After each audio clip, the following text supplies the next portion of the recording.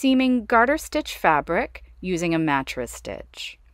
To join these two pieces of garter knit fabric, I am going to work through the outermost loops on the edge of my garter stitch swatches.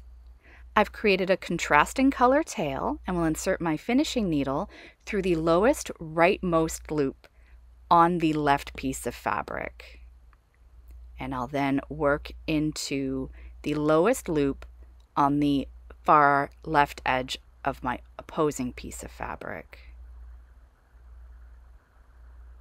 Crossing back over and going up through that next loop and going back to the rightmost piece of fabric and going into the leftmost loop on that piece of fabric. I'll proceed in this same manner until I have fully seamed this piece of work.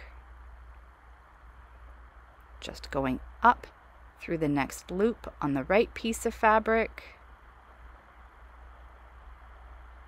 and into the next loop on the left piece of fabric.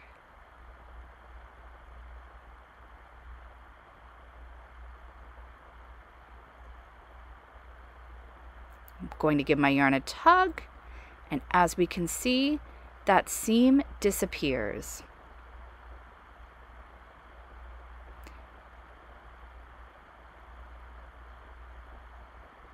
I'll work a few more stitches, going into that next loop on the right piece of fabric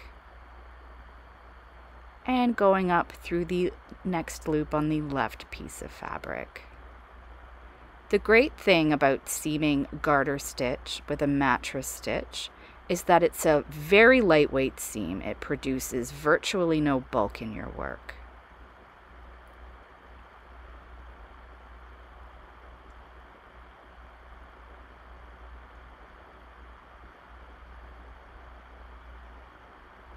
And that's how you seam garter stitch using a mattress stitch.